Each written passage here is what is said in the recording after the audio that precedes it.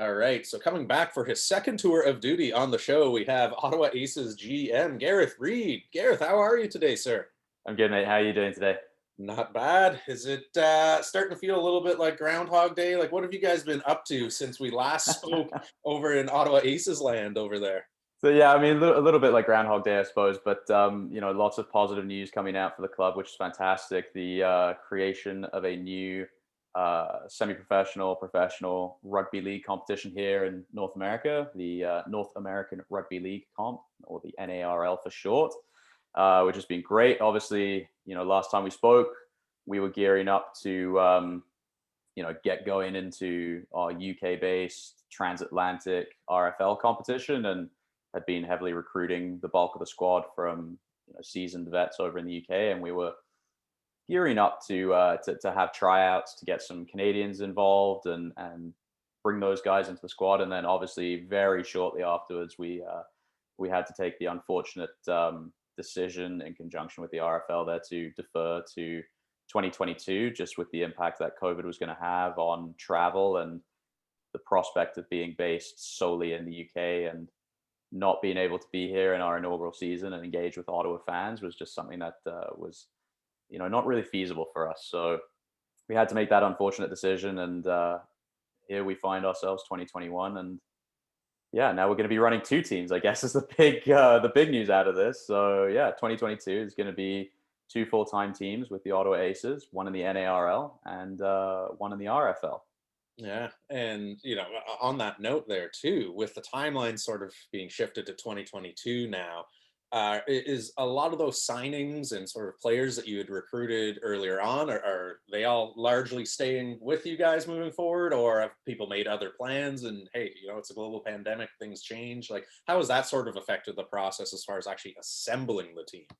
Yeah, absolutely. So with the RFL squad, obviously we had to release all of the players there, and I believe that, if I'm right in saying this, I think every single one of them has either found a home for at least this season, um, and I think one or two have even found a slightly longer term deal where they're going to be with a club for at least 2 years.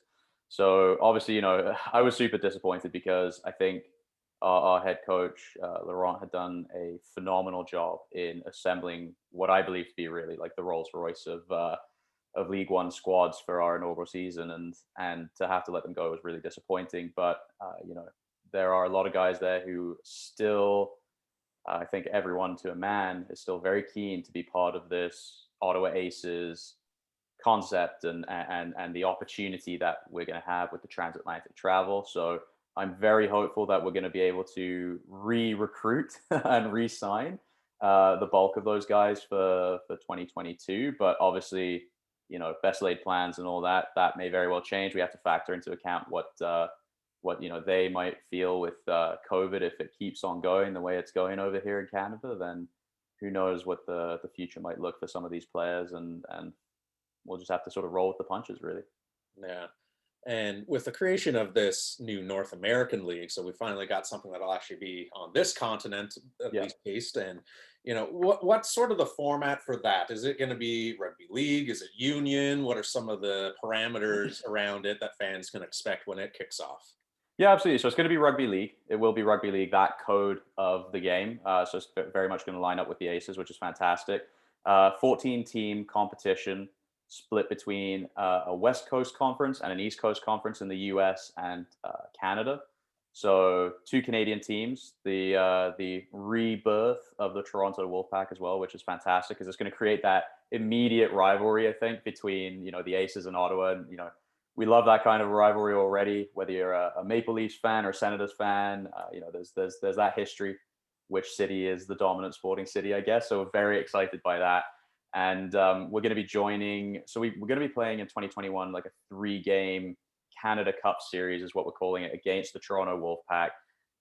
Looking to recruit for both clubs. I can't necessarily speak for the Wolfpack, but I'm sure that they're going to be doing very much what we're going to be doing, which is going out there trying to find some fantastic Canadian talent to bring onto the squad and look to retain those guys for 2022 when we're going to be joining into the league full time. Obviously, with the way that COVID is still panning out, that cross-border travel on a weekly basis between Canada and the USA is just not quite feasible right now. So we're taking the opportunity to build and build well for our, full-time commitment into the league in 2022.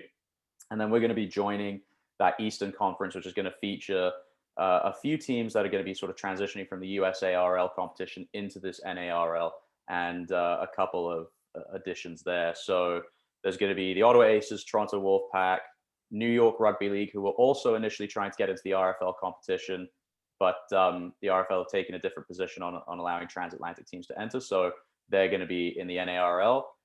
Boston 13s, who are already a pre-existing team, the Atlanta Rhinos, who are a pre-existing team, a new team in the Washington, D.C. Cavalry, and I believe there was one more, Cleveland Rugby League, who is also a brand new team that are going to be coming into effect. So that's going to be the Eastern Conference.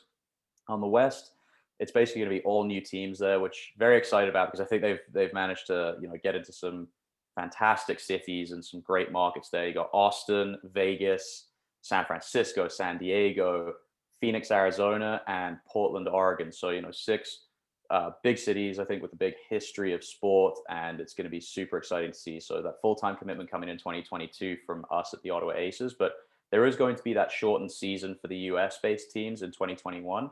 And it's going to be really interesting to see how that all pans out, and we're looking forward to it. Yeah, so some big party cities on the West Coast there. So I'm sure the lads will be excited about those West Coast road trips when they come up then, eh? No doubt at all. Yeah.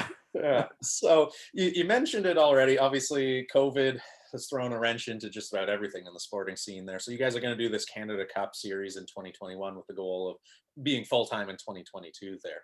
So for the 2021 squad, then, are you guys planning on sort of cherry picking existing players? Is there going to be some sort of, I don't know how you do it in a pandemic, virtual combine or something like that? Like, how does that look as far as assembling the squad that'll play for this Canada Cup series? Yeah, absolutely. I mean, I think we're in a pretty fortunate position in the sense that, I was working with the club last year, really hard behind the scenes to try and identify some fantastic Canadian athletic talent to potentially make our squad for the RFL season. This is obviously really our awareness of the NARL, and we weren't planning for the NARL at any point really last year. So I've got already, which is great, it's just basically my kind of remit with the club as the GM. I've got a great database of a lot of fantastically talented Canadian athletes that we are hoping to be able to try out. Now, obviously with COVID, last year we were planning on having a bit more of an open affair, and I anticipate, because of rules, regulations, and exemptions, that we might hopefully be able to get, fingers crossed, as a professional elite level sporting franchise, that we might be able to have a slightly reduced tryout where it'll be sort of invitation only, I suspect, where we already have in Ontario a collection of very talented rugby league players and some exceptionally talented rugby union players who I'm very confident can make that transition from union to league. And we're casting the net far and wide, but we are trying to sort of get what we, get into the community that already exists there within rugby, whether it be league or union, because I think that's probably where we're going to find the most relatable talent. And then if we can find some other guys that come from some other sports, whether it be wrestling, football, hockey, things like that, we're inviting everyone basically to apply, as it were, send us your resumes, access to your game footage and highlights so we can take a look at this all. The plan is then to have that invitation tryout in the summer.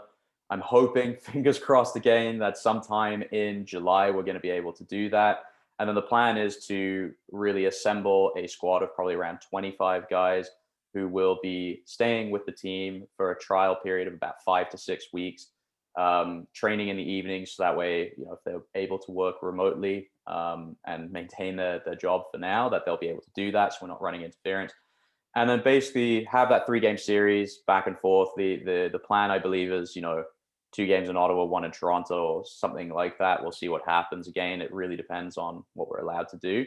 And then from there, we'll be retaining the bulk of our squad for 2022. That's the aim. So tryouts in July if we can, and then go from there, really. Yeah, best laid plans with COVID, eh? Just throw Absolutely stuff at the wall, see what sticks. That's it. So at this point. Exactly. So, are there any talks right now of any sort of CFL style rules where, as when it comes to rosters, where you need to have a minimum number of Canadians or minimum number of North American born athletes coming from either the North American League or even just from your own club internally, deciding that we want to really focus this North American League on homegrown talent, or is it just going to be a free for all of sign whoever you want and bring out whoever's got a contract essentially? No, so we're not doing the free for all. It's we are very much as a club determined and committed to finding and developing, great Canadian talent. Part of the remit of the NARL to all the clubs is that if you're going to be in this league, it's got to be a long-term sustainable approach where you're building the community game, the sport in your local area. So we're really committed as a club to trying to help build the sport of rugby league in Eastern Ontario, the Ottawa region, and also Western Quebec. So that way, we can develop the player pool and bring that pathway into effect where you can see these guys get the opportunity to make the step up into the NARL team. And then from that point, we, I think, present a really unique opportunity in the sport of rugby league that I don't think really any other club is offering right now. And that's the fact that once you're in with us as the NARL team, if you're a North American, Canadian-based athlete, first and foremost, is what we're trying to find. If you can show that talent, show that drive, that commitment, and build your skill base up, then we have the opportunity where you're going to be able to transition to that RFL team and play, kind of quote unquote with the big boys in that competition that's been around for, like 100 years plus now. So I think that's a really exciting thing. As it goes for sort of quotas, I can't recall off the top of my head if there's like a minimum quota of like you must have X number of Canadians or X number of Americans, but we as the Ottawa Aces are making that commitment to ourselves, to a club, and to the playing base that's here in Canada. We really do want to get the Canadians involved. So, like I said, we're trying to get about 25 guys for this 3-game series. That way we can give everyone some meaningful minutes on the field and really see who it is that we want to commit to for 2022. And then I suspect that what we'll probably end up doing is retaining the bulk of that squad, probably a minimum of sort of 16 to 18 guys. And then we might bring in, or we'd be looking to bring in at that point, maybe a few overseas players who have grown up, immersed in rugby league and come with an entire lifetime of playing the sport in some certain key positions. And I think that would also really help just elevate the standard of the play for the local Canadian guys who might be switching from a completely different sport or who have experience in rugby league, but want that increased competitiveness to drive their skill development. So we're trying to take a bit of a holistic approach to it here, but the bulk of the squad for the NARL team will be Canadian. That's our commitment. Yeah. So is the sort of development model then, for lack of a better word, the North American team is almost like a farm team for that RFL team where the standouts can then sort of graduate and move up, and not to say that one is superior to the other in any sense of the word there, but is that sort of the model where you are going to sort of develop them, and if they do really stand out, you'll have the opportunity to move them up to the big club and possibly get signed up there as well too? Yeah, absolutely. I think that's where we're trying to sort of go from, is create that sort of farm system. But you know what? I mean, I gotta say though, like as well established as the RFL is with 100 years and everything, no disrespect to them at all. I think they've got fantastic product and a great system in place.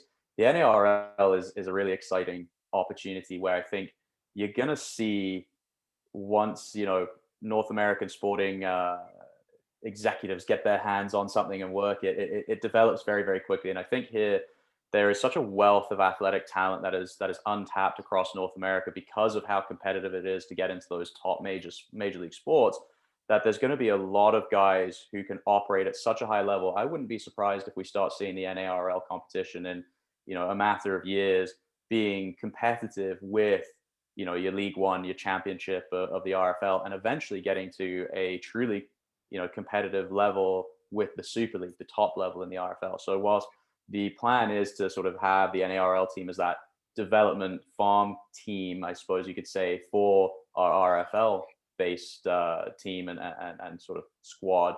Don't be surprised if there's some crossover in the future between both, where you see guys come over to North America from the UK as opposed to from North America to the UK and et cetera. So it's gonna be very exciting for us. Yeah.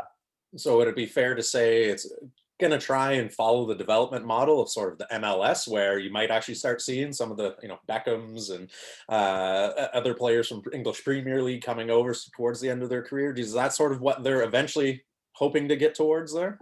Yeah, I wouldn't be surprised. So I think that would be exciting to see. We've got to get the competition to that level first off, and that might still be some years away. But I'm confident that the league will get there, and then it would be truly exciting to see some guys, maybe towards the tail end of their career, looking for a different opportunity, or guys at the very beginning of their career looking for some more minutes and some more exposure, and coming over and experiencing a little bit of a change of pace to life. So yeah, I think there is that opportunity down the line for sure. Yeah. How much crossover between the two clubs do you see there being? Like, are they going to be sharing coaching staffs, or are they going to essentially act as standalone entities where you might see, as we said before, one or two players move up to the RFL team, but other than that, they're going to be sort of separate squads? So I'm taking the viewpoint of like one club, one family. Even though there might be the two separate, there will be the two separate squads. It's going to be one club, one family. So we've been discussing internally a lot of kind of our corporate structure when it comes to the on field management of the clubs, and I think it's looking at sort of like the top down approach. Having Laurent Fraser-News as our head coach, wealth of experience. He's going to be there in charge, basically the head coach of the club as such, and he's really going to craft that um, coaching ethos and policy, and how we as the Aces, not just in the RFL but in the NARL, want to play our brand of footy, our brand of rugby league. So he's going to be there in close contact with whoever the head coach of the NARL might end up being, in order to craft that coaching line. So when we do make the transition, we do transition a player from the NARL to the RFL or vice versa, they're going to have that immediate understanding of what's going on between the two clubs. It's going to really like flatten that learning curve. So they're not really thrown in at the deep end. It's going to be much more manageable. All they've got to do is maybe get up to speed with a tougher level of competition if they're going from the NARL to the RFL, at least initially. So it's going to be that sort of top down approach. Laurent at the head, forming the policy of the coaching on field, that sort of stuff. Same with our strength and conditioning department as well. We've got a great guy lined up to be our head of strength and conditioning for the club, and he comes with a wealth of experience having coached strength and conditioning at the top level in the Super League, and that's going to translate down. There's a plethora of qualified strength and conditioning coaches here in North America, here in Canada, that are going to be well qualified, but the specifics of doing that S&C coaching for rugby league, a little bit different to what maybe most people have been doing here when it comes to sort of S&C for hockey or football, things like that. So having that connection and that direct link, I think, is going to really play to our benefit long term. And yeah, it's going to be great stuff. Yeah. And what are going to be sort of the hallmarks of the Ottawa Aces? What are you guys going to try and establish team wise? Are you going to try and be a fast team? Are you going to try and be a big physical imposing team? Like, what are you guys going to try and hang your hat on year one when you're constructing this roster? Yeah, absolutely. I mean, I think we got to give fans a reason to come back, and by doing that, you can play some exciting, open, free flowing football. And Laurent has a fantastic ethos when it comes to coaching. Actually, he's been writing some articles for us, and you can check them out on our website, ottawaaces.com. And you can see some of the articles. He actually touched on this in one of his most recent articles, kind of his philosophies of coaching. And he comes from a playing background where he was a playmaker himself. So he's got a very, very creative tendency, I think, when it comes to how the game should be played and how it should be coached. And he's not one to shy away from his team taking some calculated risks and playing some heads up, free thinking rugby league. So really, I think what we're going to hope to see, and what our fans can expect to see, is that, yes, we're going to have, fundamentally, you need to start with having a big, mean, aggressive pack of forwards who are just not afraid to, dish out the rough stuff and get beaten up and beat people up in the process. So you're going to see a lot of big physical athletic forwards, and then you're going to see a lot of skillful, agile, athletic, and fast backs who have got some good creative instincts. So I think we're going to see a great blend of that power and panache, and that's going to give a reason for our fans not to just come check us out, but to come back time and time again. So you can expect to see, the brutality of the sport, intertwined and mixed in, I think, quite nicely with maybe the finer aspects and the more subtle, free flowing play as well. Yeah. Now, I guess the $1 million question here, and we won't hold you to this if you're wrong because things change all the time with COVID, but the $1 million question is what sort of team or layout are we going to see first for you guys if everything goes according to plan? Is it going to be the North American Rugby League team? Is it going to be an RFL game? What can fans sort of look forward to happening first at TD Place when you do get up and running? That is the $1 million question, and I knew you'd ask it, and unfortunately, I really don't have an answer for it at this point in time. The seasons in terms of how they line up time-wise is actually very, very similar. So the NARL team is going to be sort of starting their preseason in the beginning of Feb, with regular season starting sort of early to mid-March, I believe, and running through with the grand final and everything, playoffs, grand finals being done by the end of that first weekend in September. By the same token, the RFL team, they start their preseason much earlier, sort of November, December time, typically beginning of December. And then season typically starts in March, but the guys wouldn't be over here in Canada realistically until, mid-April at the absolute earliest. So I am not anticipating that any of these Canada Cup games this summer, in all reality, just because of COVID, are going to be open to public attendance. I would absolutely love if that was the case. And, we at the club will obviously work our best to see if something can be worked out. But if the province says like, nope, that just can't happen, then unfortunately no fans this year. Depending on how the schedule works out for 2022 and what things are looking like, it's conceivable that maybe the NARL team could be the first team to play at TD Place in front of fans. But I just don't know at this point in time. We're going to have to see what happens and how it all plays out. Yeah. So are you guys working on any like streaming options or video downloads or anything like that fans can at least look forward to for, say, the Canada Cup series, somewhere they'll be able to log in and actually follow along live? Or is it going to be something where it might be already pre-recorded and you can sort of see it after the fact type thing?